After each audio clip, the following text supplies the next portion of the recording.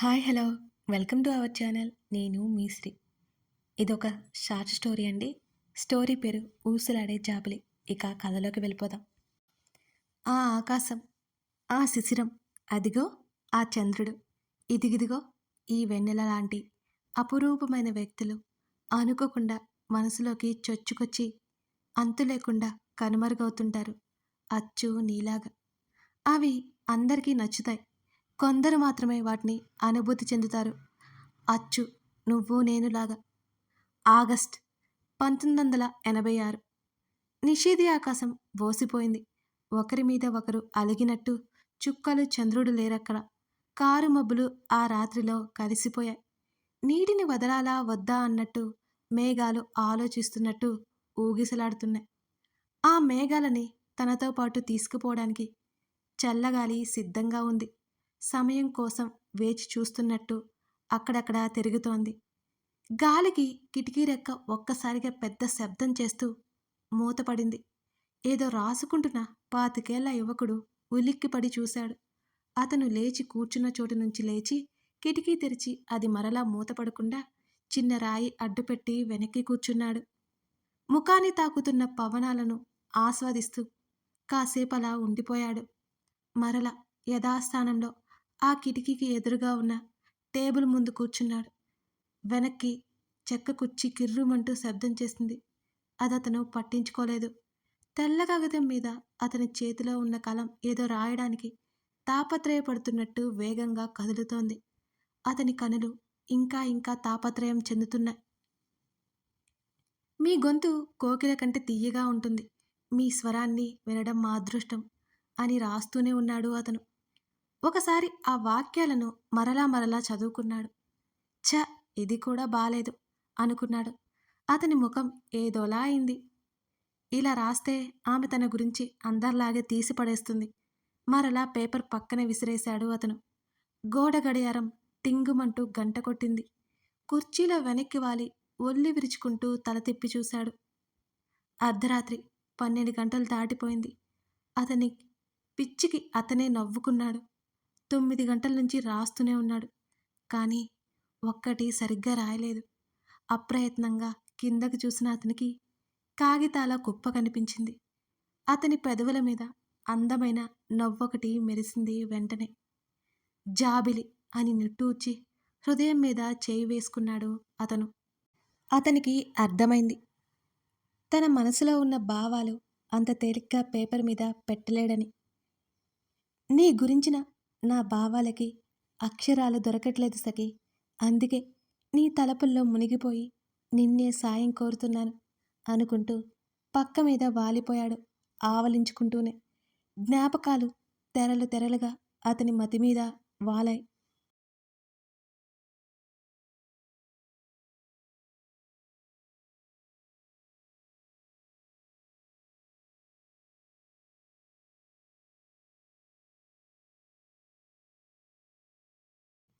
ఈ పాట భలే ఉందమ్మా అని అన్నాడు.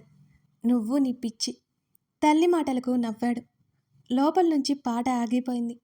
అమ్మా! అతని అరుపుకి ఇంట్లో పని చేసుకుంటున్న తల్లి పరుగున వచ్చింది. ఏంట్రా అని అడిగింది. రేడియో ఆగిపోయింది. అయితే నేనేం చేసేది? ఆమె వెళ్ళిపోతుంటే వెనక పరిగెత్తాడు. ఇప్పటికిప్పుడు ఆగడమేంటి? నువ్వేం చేయలేదు కదా అని అడిగాడు. నేనేం చేస్తాను?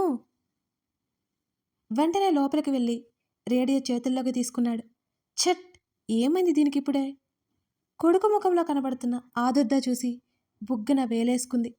అటు ఇటు తిప్పాడు. అన్నీ నొక్కి చూశాడు. పని చేయలేదు అది. మెల్లిగా అతని ముఖంలో బాధ వీచుకొకటి వాలింది. ఎక్కడికి రా? బయటకు పరుగు పెడుతున్న కొడుకుని చూస్తూ అరిచింది. ఆ అరుపు ఆ ఇంట్లోనే ఆగిపోయింది. వీరన్నా, తొందరగా చూడు. తొందరేంటి బాబు, నాకు చాలా ఉన్నాయి. ఇప్పుడే కావాలి వీరన్నా, సమయం లేదు అన్నాడు. అట్ట కాదు బాబు, గంటాగిరా అన్నాడు వీరన్న. నీకు 10 పైసలు ఎక్కువే ఇస్తా. వీరన్న బాగు చేయాలని చూసినా అది అవ్వలేదు. కాట్లేదు బాబు అన్నాడు. వీరన్న, చూడు అవుతుంది. అతని తృప్తి కోసం చూసినా అది అవ్వలేదు. తెల్లటి మేఘాన్ని కప్పేసిన బూడిదల నిరాశ అతని ముఖాన్ని కప్పేసింది. అది అవ్వదని అర్థమై 10 పైసలు వీరన్నకిచ్చి వెనుదిరిగాడు. బాబూ, ఏమైనాది? ఏం లేదు. ముఖ్యమైతే చెప్పు బాబు. లేదులే వీరన్న. నా కార్డుంది. నిన్నే కొత్తది ఎట్టుకొచ్చాడు నా బామ్మర్ది అని నవ్వుతూ చెప్పాడు. ఒక్కసారిగా వెనక్కి తిరిగాడు. అప్పుడే రెక్కలొచ్చిన పక్షిలా ఒక్కసారిగా అతని మనసు ఉవ్వెత్తున ఎగిసిపడింది. ఎంతయింది అని అడుగుతూనే షాపులోకి నడిచాడు. 200 బాబు. మా వోనికి పాటలంటే మహా ఇట్టంలే. వీరన్న చెప్పుకుపోతున్నాడు. 200 గుండెల మీద చేయి వేసుకున్నాడు. వీరన్న నవ్వాడు. ఆ మరే, మా వోడు గుమస్తా ఉద్యోగం, అది గవర్నమెంటోళ్ళది అని గొప్పగా చెప్పాడు వీరన్న. అతని ధ్యాస అంతా ఆ చెప్పే మాటలు విన్నా పట్టించుకోనట్టే ఉన్నాడు. 6ంటికి ప్రోగ్రాం వస్తుంది పెట్టవు? రేడియో వైపు ఆశగా చూస్తూ అడిగాడు అతను. ఏంటి బావది? మాటలు చెప్తారు వీరన్న, కథలు కూడా వస్తాయి అని అన్నాడు. అట్టాంటివి నాకు తెలవదులే, నువ్వే పెట్టుకో అని ఆ రేడియో అతని చేతికి అందించగానే గబుక్కున తీసుకున్నాడు. లాన్ ఫోన్ బాగు చేస్తూ పక్కకెళ్ళిపోయాడు వీరన్న. క్షణమైనా ఆలస్యం చేయకుండా రేడియో ఆన్ చేశాడు అతను. గత సంవత్సరంగా సాయంత్ర సమయంలో ఆ గొంతు వినకపోతే అతనికి ఆ రాత్రి నిద్రపట్టదు. ఏమీ ఊసిపోదు. ఏది ఏమైనా ఆ గొంతు విని తీరాల్సిందే. అందరికీ నమస్కారం. నేను మీ జాబులు అంటూ ఆ మధురమైన గొంతుతో పరిచయం చేసుకుంది ఆ అమ్మాయి. ఆమె మాటల ప్రవాహం సెలయేరులా మొదలైంది. సతి మీద అలిగిన బాణమూర్తి పొద్దునంతా ఆ ప్రతాపం మన మీద చూపించి సతి పిలుస్తుంటే ఆ ప్రేమ పలుకులకి ముగ్ధుడై, ఆ ప్రేమకు దాసుడై ఇంటికి వెళ్ళిపోయాడు. మనల్ని బ్రతికించాడు. మొన్న ఆ మధ్య వరుణదేవుడు నీళ్లు పంపించి రైతులకు సాయం చేశాడు. ఉరకలేసిన గోదారమ్మ రోజు ఈ రోజుకి శాంతించింది అంటూ ఆ రోజు వార్తలు కొత్తగా వింతగా చదివి కాసేపటికి మరో ప్రస్తావనలోకి వెళ్ళిపోయింది ఆమె. ఈరోజు అందాల జాబిలి నవలా భాగం వినేయండి అంటూ ఆ గొంతుతో ఆ నవల చదువుతుంటే అతను పరవశంగా కళ్ళు మూసుకున్నాడు. గంట సమయం ఎలా గడిచిపోయిందో కూడా తెలియలేదు. ఆమె నవ్వుల చిరుజల్లులా అతని మనసుని తడుపుతున్నాయి. తిరిగి రేడియో వీరన్నకిచ్చేసి చీకటి పడుతుంటే ఇంటికొచ్చాడు. తల్లి చివాట్లు పెడుతుంటే అతనికి వినిపించడం లేదు. అప్రయత్నంగా రేడియో వైపు చూసి అది బాగవదని గుర్తుకొచ్చింది. కొత్తది కావాలంటే 200 పెట్టాలి. ఇప్పుడు అంత డబ్బు లేదు తన దగ్గర. 200 కడితే ప్రభుత్వపు ఉద్యోగం ఇప్పిస్తానని చంద్రన్ చెప్పాడు. ఏమిటిప్పుడు చేసేది? దానికే తల్లి 100 ఇచ్చింది. ఇంకో 100కే దిక్కులేదు. వారం రోజులు వీరన్న షాపు దగ్గర సాయంత్రం అయితే వాలిపోయేవాడు. ఓ రాత్రి ఇంటికొచ్చేసరికి ఆరు బయట వేసిన మంచం మీద తల్లి కూర్చుని ఉంది. మెల్లిగా తల్లి పక్క మీద వాలాడు. అన్నం పెట్టనా? పెట్టు. కంచమిచ్చింది.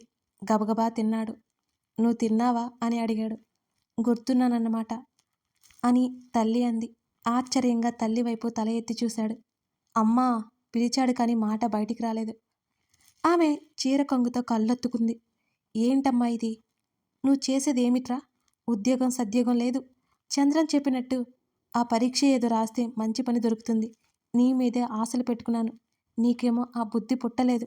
మీ నాన్నలాగా ఇల్లుని గాలికి వదిలి తిరుగుతున్నావు అని అంది ఆవిడ. తల్లి ఏడుస్తోంది. పోయిన తండ్రిని తలుచుకుంటోంది.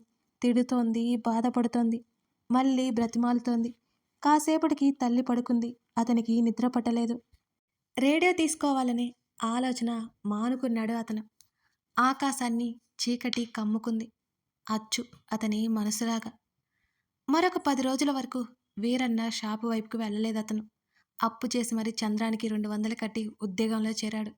కాస్త కంప్యూటర్ తెలిసి ఉండడంతో టైపింగ్ చేసేవాడు. అదే అతని పని. ఉదయం వెళ్ళి సాయంత్రం రావడం. తల్లి సంతోషపడింది. అతనికి మాత్రం చాలా వెలితిగా ఉంది. రోజులు గడుస్తున్నాయి. ఇంట్లో వసతులకు ఇబ్బంది లేకుండా పోయింది. 3 పూట్ల తిండికసలు ఇబ్బంది లేదు. అన్నీ బావున్నాయి. కానీ ఆ రేడియో జాకీ గురించి అతనికి తెలియలేదు. ఓ సాయంత్రం పని ముగించుకొని ఇంటికి వచ్చేటప్పుడు స్నేహితుల మాటల్లో ఆ అమ్మాయి గురించి విన్నాడు. వారపత్రికలో ఆమె కథలు కూడా అచ్చవుతున్నట్టు తెలిసింది. క్షణం ఆలస్యం చేయకుండా పత్రికలు కొన్నాడు. ఆమె కోసం వెతికాడు. జాబిలి పేరుతో ఆమె రాసిన కథలు చాలా ఉన్నాయి. బోర్డన్ని సేకరించి చదవడం మొదలుపెట్టాడు. రాత్రిళ్ళు వాటితోనే కాలక్షేపం చేసేవాడు. ఆమె అడ్రస్ దొరికింది. కాకపోతే ఆమె హైదరాబాదులో ఉంటుంది. అంత దూరం అతను వెళ్ళలేడు. ఏమిటి చేయడం? 1987 ఆగస్టు. ఓ అక్షర స్వరమా! సంగీత స్వరాలను మా మీద చిలకరిస్తున్న మీ స్వరానికి మీకు నా వేల నమస్సుమాంజలి అని మొదలైన ఆ ఉత్తరం ఈసారి ఆగలేదు. 2 ఏళ్ల నుంచి ఆమె గొంతు వినని రోజు అంటూ లేదు. ఆమె మీద అభిమానం మొత్తం ఆ ఉత్తరంలో రంగరించి పంపించేశాడు. అది పోస్టు చేశాడు. సమాధానం కోసం ఎదురు చూశాడు. 10 రోజులు గడిచినా ఎటువంటి సమాధానం రాలేదు. నీకు వందల్లో అభిమానులున్నారు. వారి అందరిలో నేను ఒకణ్ణి అని తనకు తానే సర్ది చెప్పుకున్నాడు. నెల రోజులకి మధ్యాహ్నం భోజనం చేస్తుండగా అతనికొక పోస్ట్ వచ్చింది. అతను మొదట అయోమయపడ్డాడు. అది ఎక్కడి నుంచి వచ్చిందో అర్థమవ్వగానే తినడం ఆపేసి మరీ ఆ ఉత్తరం తీశాడు. అతని మనసుకి కోటి రెక్కలొచ్చినట్లుగా ఉంది ఆ క్షణం. మీ ఉత్తరం నాకు అందింది. మీరు ఎవరో ఏంటో పేరు లేదు. అడ్రస్ మాత్రమే ఉంది. కొన్ని ముఖ్యమైన పనుల వల్ల మీకిది పంపించడం లేట్ అయింది.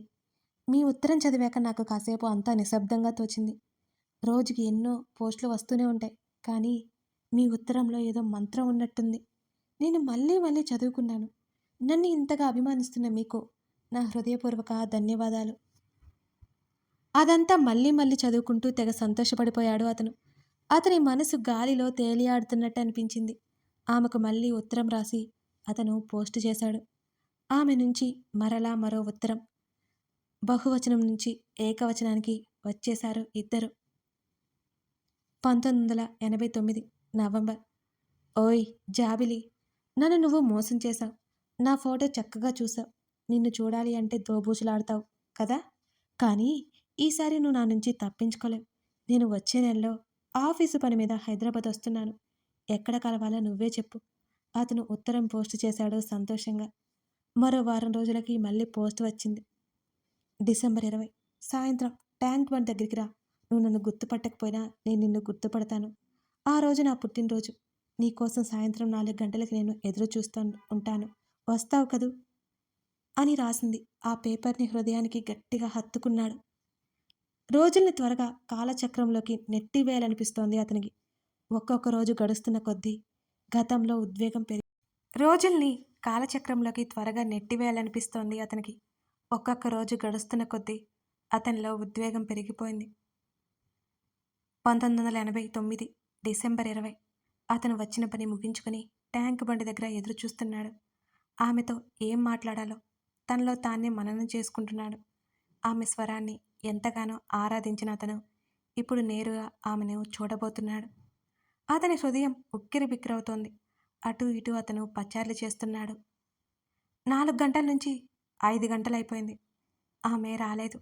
అర్ధరాత్రి 12 గంటల వరకు అక్కడే కూర్చున్నాడు. ఆమె రాదు అని అతని మెదడు చెప్తోంది. మరునాడు అడ్రస్కి వెళ్ళాడు. ఇల్లు ఖాళీ చేసి ఉంది. అతని మనసు గాఢ సుషుప్తిలోకి వెళ్ళినట్టుగా ఉంది. ఆమె ఎక్కడికెళ్ళిందో తెలియదు. అతను తిరిగి ఊరు వచ్చేశాడు. వారానికి ఒక ఉత్తరం పోస్ట్ చేస్తూనే ఉన్నాడు. అవి తిరిగి వస్తూనే ఉన్నాయి. ఆ మరుసటి సంవత్సరం తల్లితో హైదరాబాద్కి షిఫ్ట్ అయ్యాడు. 1980 డిసెంబర్ 20 అదే ట్యాంక్ బండ్, అదే బుద్ధ విగ్రహం. అవి అలాగే ఉన్నాయి. అతను అలాగే ఉన్నాడు. ఆమె మాత్రం లేదు. 1992 నవంబర్. ఇప్పటికైనా పెళ్ళికి ఒప్పుకోరా? ఊరు వెళ్ళొస్తాను. ఇల్లు అమ్మకానికి పెట్టేద్దాం. ఆ తర్వాత మాట్లాడతాను తల్లితో చెప్పాడు. ఈలోపు అమ్మాయిని చూడమంటావా మరి అని అడిగింది. వెనక్కి తిరిగి చూశాడు. తల్లి కళ్ళలో ఆతృత. తల ఊపి తిరిగి ఊరు వచ్చాడు. ఊళ్ళో స్థలం అమ్మేసి తిరిగి ప్రయాణం అవుతుండగా పక్కింటి ఆవిడ ఉత్తరం ఇచ్చింది. ఆ ఉత్తరం వచ్చింది 1989 డిసెంబర్ 1.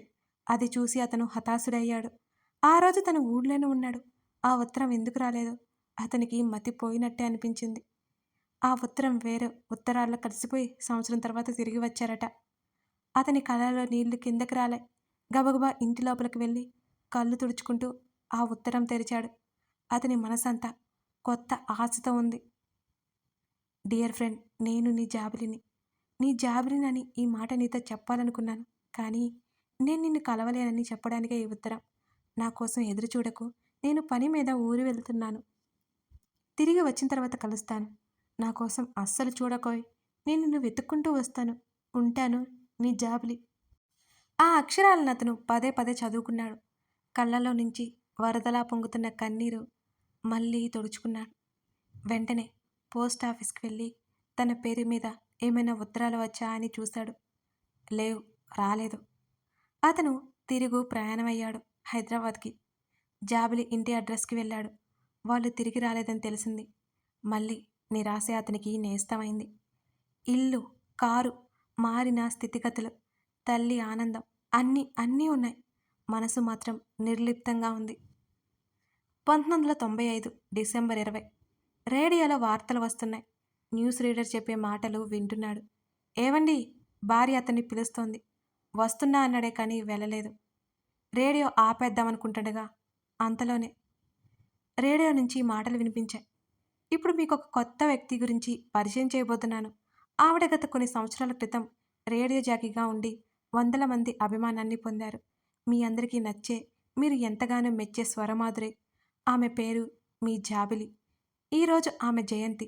క్యాన్సర్ మహమ్మారితో ఆమె లోకాన్ని, అభిమానులని వదిలి వెళ్ళిపోయింది. ఆ అందాల స్వరజాబిలికి అభిమానులందరి తరపున ప్రేమ నీరాజనం అంకితం. ఆ మాటలు వినగానే అతని మనసు, మెదడు నిశ్శబ్దంగా మారిపోయాయి.